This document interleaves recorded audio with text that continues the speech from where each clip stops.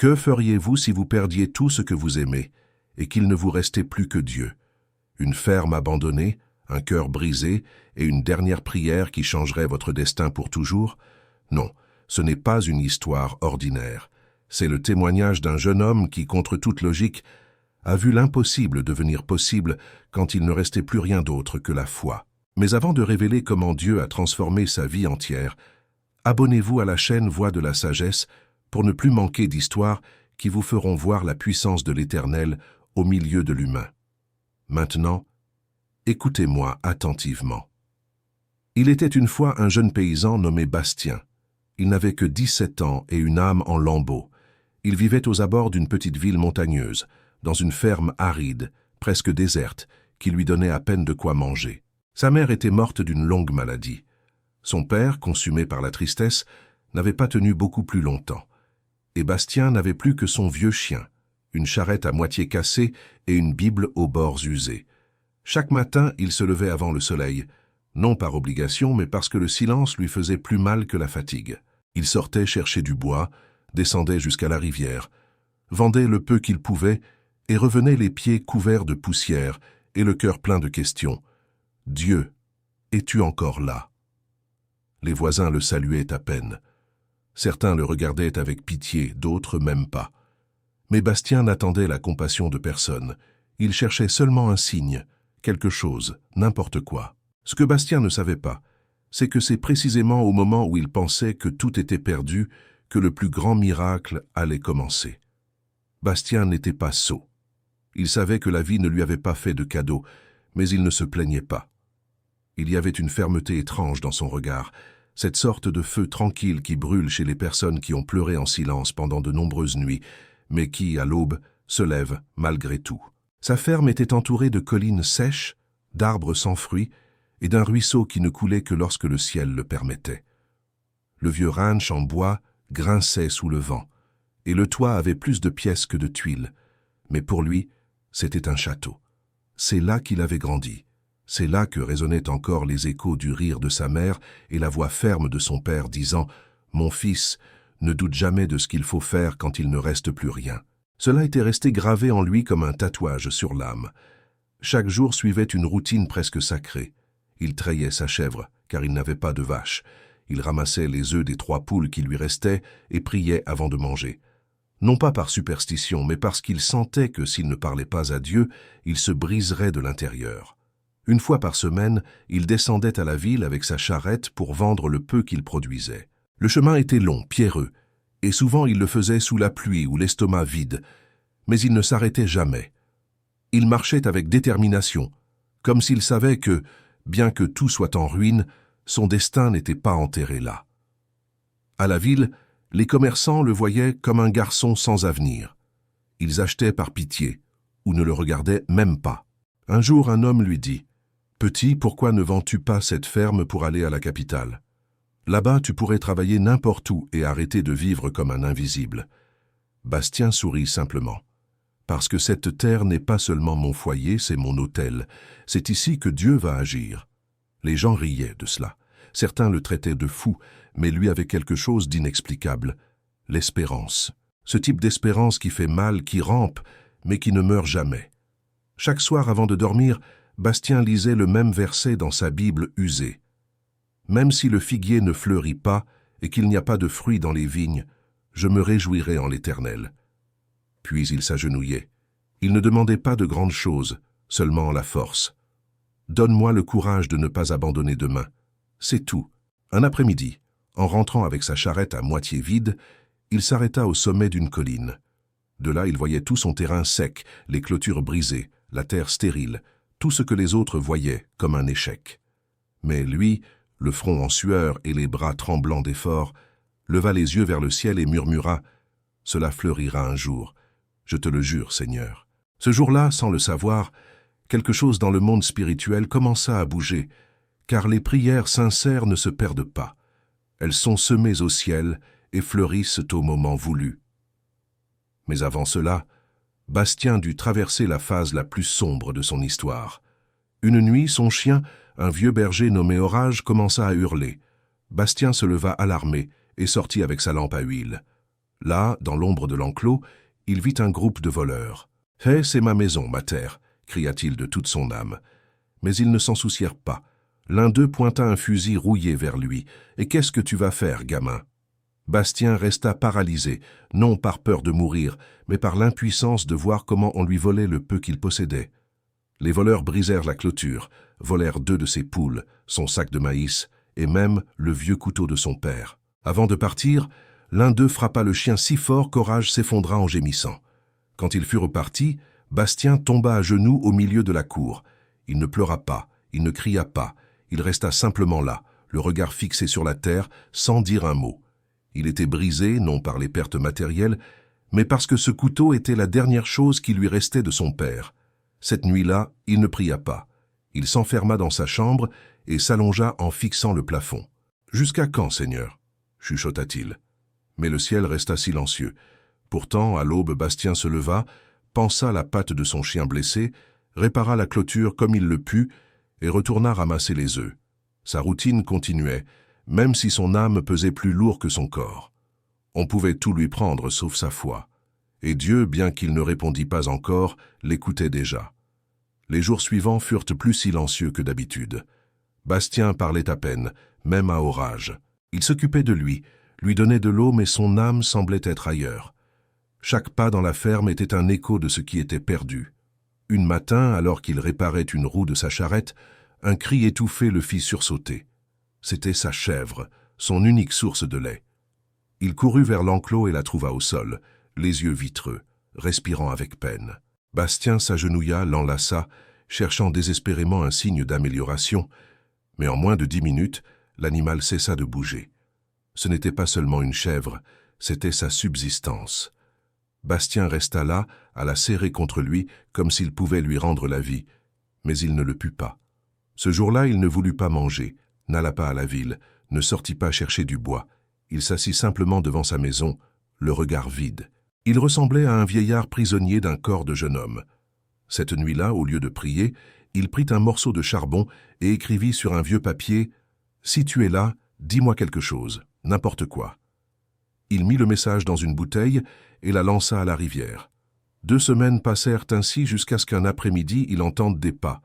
Un vieil homme à la barbe blanche, vêtu d'un poncho sombre et d'un large chapeau, apparut. « Bastien » demanda-t-il d'une voix rauque.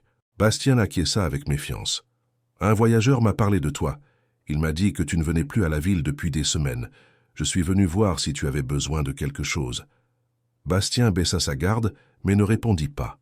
Il l'invita simplement à s'asseoir sous l'ombre de l'arbre sec devant sa maison. « Tu n'as pas grand-chose, » dit le vieillard, « mais tu as ce que beaucoup ont perdu, la résilience. »« À quoi bon résister si tout continue de se briser ?» répondit Bastien d'une voix basse. « Sais-tu ce qui est mis à l'épreuve quand tout se brise ?» demanda l'homme. Bastien ne répondit pas. « La foi, » conclut le vieillard, « c'est ce qui reste quand tout est parti. » Il sortit alors de sa besace un petit flacon en bois et le posa au sol entre eux deux. « Prends-le. C'est une graine, mais pas n'importe laquelle. Cette graine ne pousse que lorsqu'elle est plantée avec des larmes sincères. Si tu n'y crois pas, jette-la. Mais si tu y crois, plante-la ce soir et attends. » Le vieillard se leva et s'éloigna. Bastien resta seul avec le flacon. Il pensa à le jeter, à ne rien faire. Mais cette nuit-là, il creusa un petit trou de ses propres mains, déposa la graine et pleura. Il pleura sans bruit, juste des larmes tombant sur la terre sèche. Mais cette fois, quelque chose changea. Le lendemain matin, là où il avait enterré la graine, il y avait un bourgeon vert, minuscule, mais réel. Dans une terre où rien ne fleurissait, il y avait de la vie. Pour la première fois depuis des semaines, Bastien sourit. Ce bourgeon était une promesse. Ce soir-là, il relut sa Bible. Ceux qui sèment avec larmes moissonnent avec chant d'allégresse. Il s'endormit en paix. Mais l'histoire ne faisait que commencer. Bastien rendait visite au bourgeon chaque matin.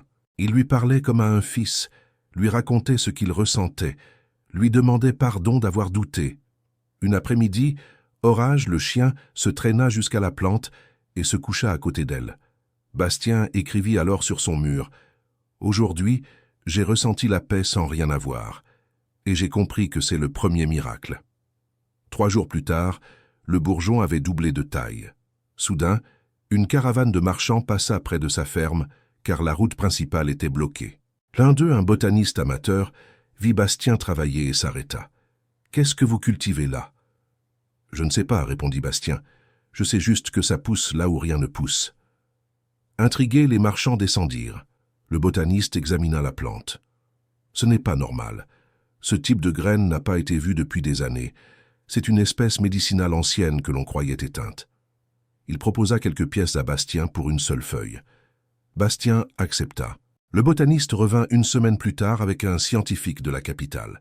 Ils confirmèrent son potentiel. Elle avait des propriétés curatives inconnues.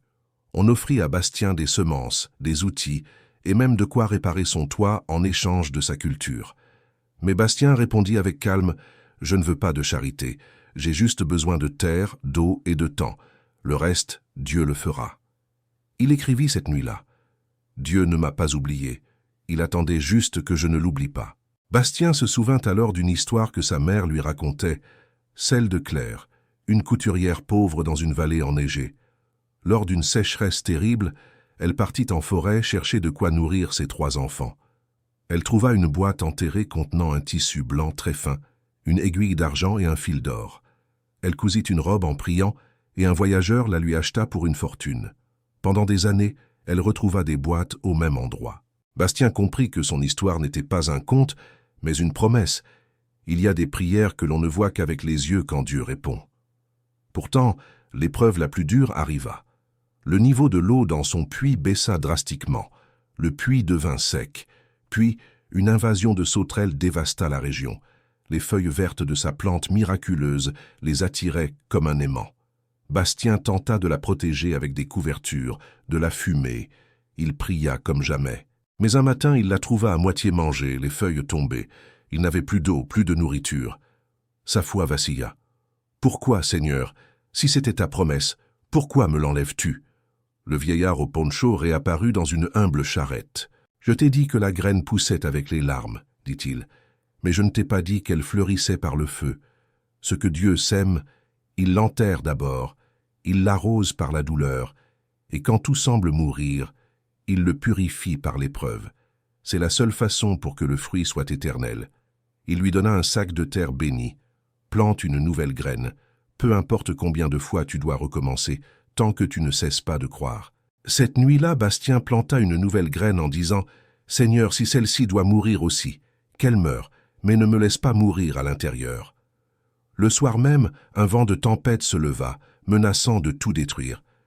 Bastien s'accrocha aux poutres de sa maison en criant « Seigneur, ne me laisse pas seul !» Quand tout se calma, la vieille plante était détruite, mais le petit monticule de terre de la nouvelle graine était intact. Bastien comprit. La foi n'est pas de faire confiance à ce qui a déjà fleuri, mais à ce qui n'a pas encore germé. Le lendemain, l'air sentait la terre mouillée. Bastien courut au puits. Un filet d'eau coulait au fond. Il écrivit sur son mur « Dieu ne travaille pas selon mon calendrier, mais il n'est jamais en retard. » Il continua de s'occuper de la terre invisible avec fidélité. Un jour, une idée s'installa dans son esprit comme un murmure. « Va au mont de la Croix, prie là-bas. » Bastien marcha 3 heures jusqu'au sommet d'une colline où trônait une vieille croix en bois. Il s'y agenouilla. « Seigneur, je ne viens rien te demander. Je viens te remercier parce que quand tout s'est brisé, tu ne m'as pas laissé me briser. » Il se prosterna, le front contre le sol. « Tu es mon vrai soutien, et si un jour j'ai des enfants, je veux qu'ils héritent de cette foi, pas de richesse. » À ce moment, il ressentit une paix qui fit fondre tout son poids intérieur. En redescendant, le ciel était violet et orange. Bastien sentait que c'était une nouvelle aube. En arrivant chez lui, il vit que la nouvelle graine avait percé le sol. Ce même après-midi, le botaniste revint avec un homme en costume. « Nous avons fait des recherches. Cette espèce est unique. Nous voulons t'aider à la cultiver à des fins médicales. Nous voulons que cette ferme revienne à la vie avec toi, à sa tête. » Ils lui offrirent un travail digne, un but et une communauté. Bastien pleura près de sa plante. « Tu as mis du temps, Seigneur, mais tu es arrivé. » En quelques mois, le système d'irrigation fut réparé. Orage, le chien, recouvrit la santé. Bastien ne travaillait plus seul. Des volontaires venaient à l'aider, inspirés par le jeune homme qui avait fait fleurir une terre morte. Bastien écrivait sur son mur. « Dieu ne m'a pas sauvé quand je l'espérais, il m'a sauvé quand j'étais prêt. » Un jour, il reçut une lettre. Une organisation voulait l'aider à porter l'espoir sur d'autres terres arides. Bastien n'était plus un simple paysan. Il était un symbole. Des agriculteurs venaient pas voir sa ferme, car elle avait quelque chose que les autres n'avaient pas. Des miracles visibles et un cœur fidèle. Il accepta de diriger le centre de recherche à condition que ce soit aussi un lieu de prière. Des années passèrent. Orage mourut en paix sous l'arbre. Bastien l'enterra avec cette phrase « Dieu n'est jamais en retard ». Un matin, il vit le fils d'un homme qu'il avait autrefois méprisé, agenouillé en train de planter une graine avec son père. Ce dernier lui dit « Merci de nous avoir appris à croire de nouveau ». Benoît comprit que sa victoire était la restauration de toute une communauté. Il commença à écrire ses réflexions dans des carnets qu'il distribuait gratuitement. Une femme lui dit un jour « En écoutant ton histoire, j'ai compris qu'il me restait du temps pour recommencer à croire. » Un samedi soir, Bastien s'assit sous le vieil arbre. Il voyait les champs verts, les rires des bénévoles. Il se rappela la cabane solitaire, le puits sec, le couteau de son père. Toute cette douleur était devenue un héritage de foi. Lors d'une célébration pour l'anniversaire du premier bourgeon, il dit à la foule « Quand le monde vous dit que rien ne fleurira, écoutez Dieu, car il fait encore pleuvoir sur les déserts. » Cher ami, l'histoire de Bastien n'est pas celle d'un paysan ordinaire, c'est celle d'une âme qui a choisi de croire quand tout n'était que mort. Peut-être es-tu toi aussi sur une terre sèche aujourd'hui. Peut-être penses-tu que tes prières ricochent sur le ciel. Mais souviens-toi, Dieu ne répond pas par la pression. Il répond par le but. Tant que tu gardes la graine de la foi, elle finira par germer. Tu peux toi aussi être un semeur d'impossible. Si cette histoire a touché ton cœur, abonne-toi à Voix de la Sagesse pour plus de récits qui transforment l'âme. Dis-nous en commentaire quelle partie t'a le plus ému. Ne pars pas sans regarder la vidéo suivante. Elle t'embrassera encore plus fort. Que Dieu te bénisse et ne cesse jamais de croire.